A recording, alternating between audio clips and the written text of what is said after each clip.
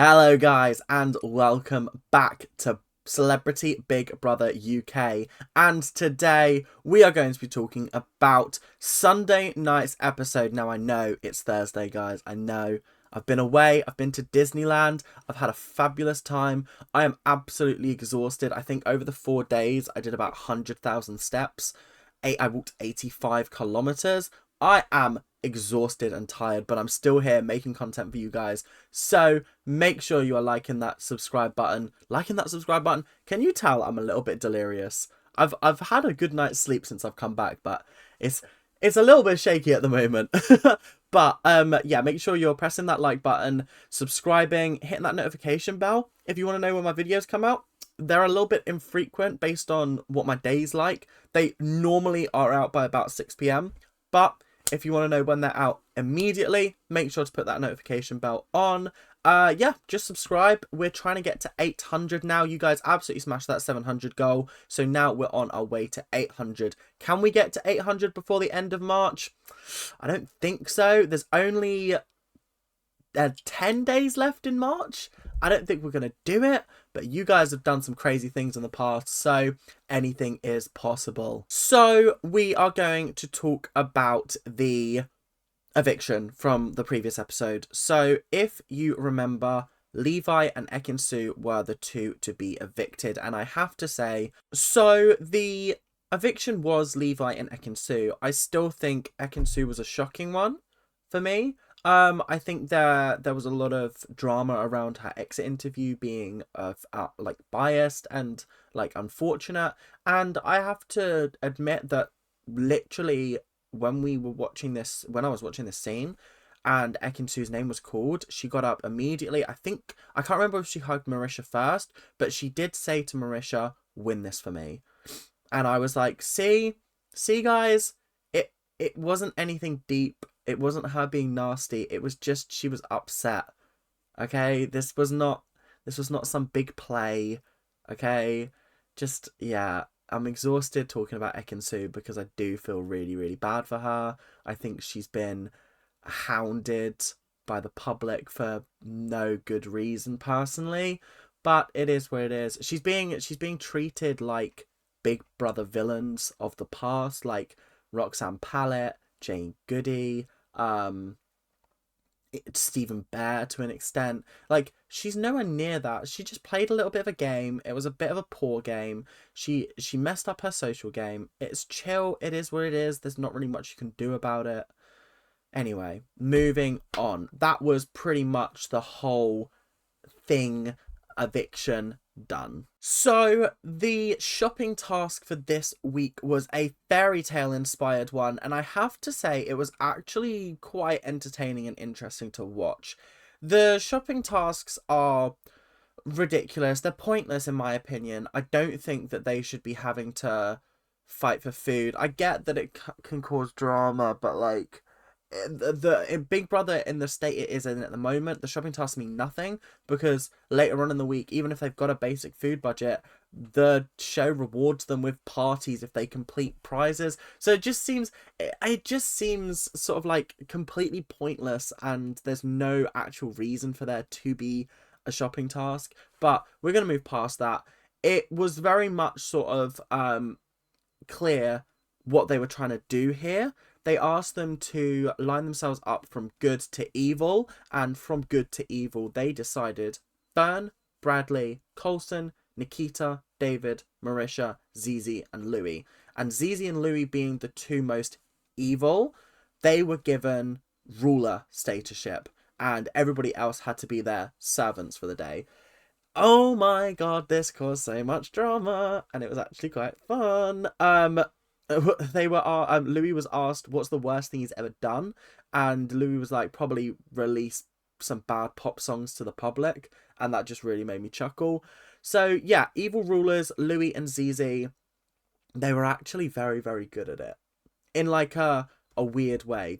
They fit into the role so well at the start, let's just say, and it was very much clear that they were loving this role because obviously they were allowed food, drink, whatever they wanted. Everybody else was on gruel and like water, and that was it, and it was awful. But funnily enough, everybody else had to dress up. I think Zizi was the Queen of Hearts or something along those lines. Do you know what? I couldn't even tell you what Louis was dressed up as, like some kind of goblin king. It was very funny. I think Fern was a fairy godmother. Coulson was Rapunzel. I thought he was an ugly stepsister at first. But he was Rapunzel. David was the granny from Red Riding Hood. Nikita, what the fuck was Nikita? I actually can't remember what Nikita was. I think he was a Prince Charming of some kind. Bradley was a frog from, I'm guessing, Princess and the Frog, maybe. And then who have I missed out? Marisha. I thought Marisha was Prince Charming, actually. So who was Nikita? Do you know what? He's so forgettable. I can't remember. But it was actually very, very funny. They had to do a lot of cleaning. Like, when I tell you the whole place was trashed and they had to clean it up. The bathroom. I always love when the production messes the house up completely so that they have to clean it as part of the task. It's just funny to me. It really, really is. So yeah, that was the first part of the challenge. Let's move on to the second. So the first thing that the evil rulers had to do was decide on 3 people who were the most brainless people in the house. It was very clear that they were going for like a Wizard of Oz theme with like the lack of a brain, the lack of a heart, the lack of courage, that thing. And I thought that was quite a good structure for this challenge. I thought it worked actually quite well. Nikita, David, and Bradley were decided as the ones that were the most brainless by Louis and Zizi. Louis did make a comment about Zizi, but like I'm gonna talk more about Louis and Zizi a little bit later, so I'm just gonna talk about the challenges, my thoughts on them. This was an interesting challenge. It was like I'm a Celebrity. They had to eat horrible things based on the answer they thought it was. There were questions about nominations, which I've seen a lot of outroar online, and it is one of those things that I personally don't care about. Nominations are more interesting when people know about it than when people don't know about it. Because when you just know that you've been nominated for eviction, there's no drama there because you're like, oh, who did it? Oh, well, I don't know because we're not allowed to talk about it. So what's the point? Whereas if you could talk about nominations and someone, for example, like Nikita mentions to Ekin-Su that he voted for Fern, and Ekin-Su then goes to Fern and goes, oh yeah, you know Nikita voted for you, by the way. And then that causes an argument. That's interesting. That's fun. It's exciting. It's adding an extra layer of tension into the house.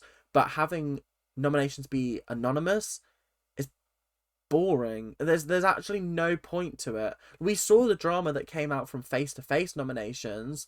So, like, why are we so strict on nominations being private? It's dull, if anything. Like, it's not enjoyable.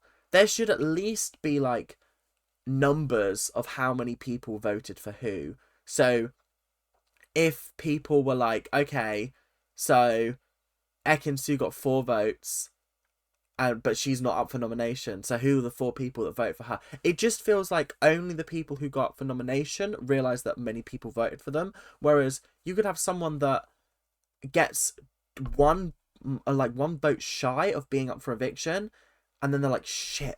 It just, yeah, there's so much wrong with it, in my opinion. But that's because I watch reality TV for the competitiveness, for the drama, and Big Brother UK just doesn't have enough of that for it to be anything other than just watching people in a house for 24 hours. Like, there's actually no drama on this series, really, if you think about it. Anyway, back to the tea party. I think the first question was, how many times has Bradley been nominated? And they went for 0. The answer's actually 1. He received a vote from Louis in the first nominations. The second one was, how many times has... Do you know what? I can't even remember. The second one. But the third one was, how many times has Nikita voted for Fern? And obviously he knew the answer was 3. Which is like every single time they've nominated. So Fern was shocked to learn that. But I think they managed to get 2 out of 3 correct. I think the other one was Marisha voting for David, I think it was, and she's only voted for him once, which fair enough. So yeah, that challenge was fun and enjoyable, but it did kind of lack. Yeah, it is what it is. They were eating horrible things, which is fine. But yeah, I don't know. The whole shopping task was kind of like, it was very, very fun to watch, but then the challenges themselves were a bit like, they were just basic. And this is another problem I have when I'm watching like Big Brother US. Their budget for the challenges is insane. They come up with so many crazy cool competitive like games that they've got to do. Whereas like this one, and we're gonna find out like later why this is absolute bullshit.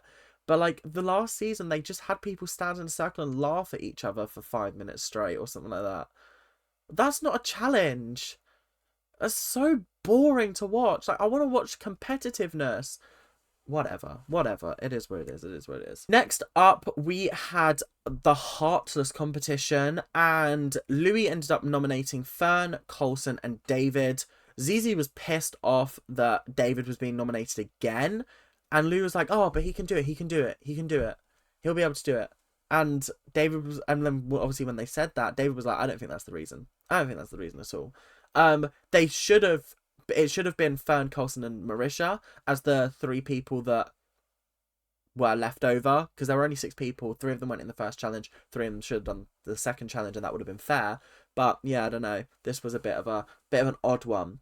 But the challenge itself was so shit, so unbelievably shit. They just had to cry into a vial. And they had to make themselves cry into a vial and fill up a little jar, and there was no way they were doing that. They were cutting onions, they were using wax strips, Candle in the Wind was playing. It was bizarre. I think Fern managed to get some good tears out, Coulson managed to get some good tears out, David managed to get nothing. It was, why? What? Was it hilarious to watch? Absolutely. But like, I don't know, bit of a shit challenge. Like, come on, be creative, do something interesting. Like the latest American series that I've watched, I've been watching Big Brother 25 with my friend. We're about week 5 in, and one of their challenges was oh god, what was the challenge? They had to answer questions based off of like what was in the house, and I was like, okay, that's quite cool. Then they had to like do some kind of like temple run activity where they were in a temple, they had to balance some scales and then rearrange. Like, it's just interesting things that they could do, but it just seems like the creativity on the challenge side is really lacking. Like, who came up with cry into a vial? What? It's rubbish. They didn't manage to do it. Coulson's tears were like cloudy, milky. It was awful, but I was like, why the fuck's that happened? But I was listening to On the Sofa, which is his podcast with Ben Price and Jack P. Shepherd, and they explained that it was probably because of his face makeup that was turning it milky, because obviously like it was white makeup. So that makes a lot more sense. But yeah, just an odd challenge overall. Very, very odd challenge. So the final challenge was the coward challenge, the courage challenge, the thing that had to prove whether you were courageous or whether you were just a coward. And it was essentially, someone nominate yourself for eviction. Put yourself up for eviction. Go for it. And Coulson and Nikita were immediately like, yes, we will do this. We will happily do this. And then they were arguing with each other. David also threw his hat in the ring. Fern also threw her hat in the ring. Marisha and Bradley kind of stayed quiet. And I'll get onto why that was a bit of an issue in a minute. But Nikita ended up nominating himself for eviction, which, thank God. Honestly, like, I just can't get over the fact that this man is... I think he is a lovely, lovely person.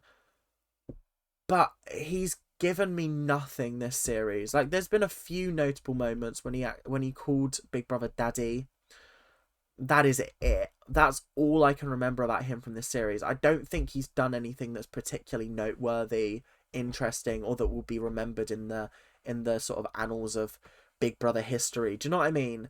And it was like, okay, he's up for eviction. Please, please, please. Let's hope he doesn't have the support.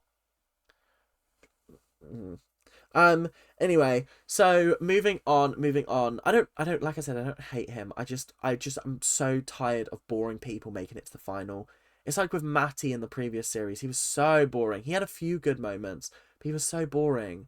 And then he was evicted, sixth, didn't make it to the final. Thank God, because he was so boring. I'm sick of boring people making it to the final. So tired. I'm so done. I'm also done with winners of Big Brother being boring, especially Celebrity Big Brother. I'm so tired of it. Like, think of Gemma Collins' series. Who are the most iconic people in that series? Gemma Collins, Tiffany Pollard, Stephanie, fucking Angie Best, Jonathan? Was it Jonathan?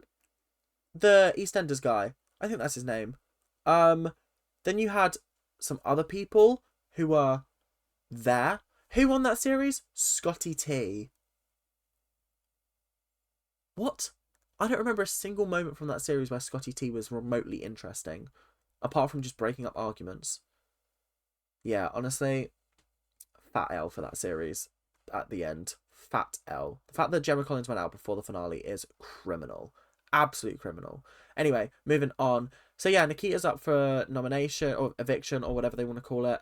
And Colson and David were pissed off with Marisha for not speaking up. But there's some double standards going on. Because Marisha did speak up. And she was kind of like, she was like asking, are you sure you want to go up? And they took that as like pressuring him to go up. But then Bradley just did not say a fucking word.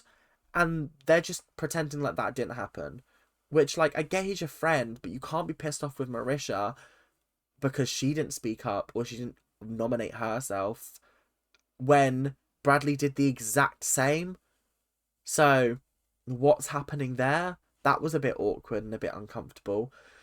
So, yeah, they ended up failing the shopping task. They failed the brainless task. They failed the heartless task. They passed the courage task, but they also failed the no eating food. They ate, Coulson ate an apple before obviously he realised he couldn't. And Fern had a square of chocolate during the day, which she probably wasn't meant to. So, yeah, it was just a big fat L all around. But it was funny seeing them all dressed up in outfits, and yeah, it was quite entertaining. So yeah, that's pretty much it. It's time to go on to some iconic quotes and moments. So iconic quotes and moments are here, and today we've got 4. The first one is Bradley and David celebrating in the storeroom, and then Nikita walks in and they stop and they act like nothing happened, and Nikita went, I saw that, and then they all join in together dancing and cheering that they're all safe. It was a lovely moment. It was very cute, but once again, cute doesn't win this series for me. Soz. Like, just FYI, I would like David to win or Louis to win, because Louis has been the most entertaining housemate, but I think David has been the best housemate personally. So it's a tough one between those two. I think those two will get first or second. I think Fern could potentially be up there, but obviously I don't really know. So yeah, the next one is Zizi mouthing help me when she was out delivering the verdict of their decisions. It was just a funny moment, because obviously Zizi didn't want to be up there with Louis any more than, like, I don't know, Louis wanted to be there with her, I guess. It's difficult. There's an uncomfortable presence with Louis and Zizi. Louis is not very nice to her at all. He made a comment and said that she's always pushy and it's in her nature to be like that. And it just raises alarm bells of like, why are you saying that? What are you meaning by it? Do you know what I mean? It's just not nice. He's not a very nice person. We know that. So yeah, I don't know, just a bit awkward and a bit uncomfortable, I guess. The next one was Fern demanding food and drink from Big Brother. It was actually a very passionate rant. Passionate rant. and I thought it was actually quite funny. Fern, when she gets angry and like switched on, that's when things get quite funny for me. She's quite passive most of the time, but she was not a happy bunny today, not even in the slightest. And the last iconic moment had to be Louis at the end saying that he sees everything, he knows everything, he knows who is doing what and who is talking to who is voting behind each other's backs. And then he ended it with probably the best line he's ever said in the Big Brother house. He went, "I know everything. I'm Big Brother. I'm Big Brother." And it gave me big sort of like, I'm the man who knocks vibes from like Breaking Bad. But Louis kind of sold the deal for me there for him winning. When he was like, "I'm Big Brother," I was like, rah, this man, first of all, knows how to make fantastic television. Second of all, he is giving us iconic quotes. Like, iconic quotes. And I'm very, very, very excited to see him continue on in the house. So yeah, that is pretty much all we have time for today. Thank you guys very, very much for watching. I hope you guys enjoyed. Make sure to like, comment, subscribe, do all of that YouTube stuff that you guys do so well. And I will see you guys in the next episode. Keep on ranting. Bye now.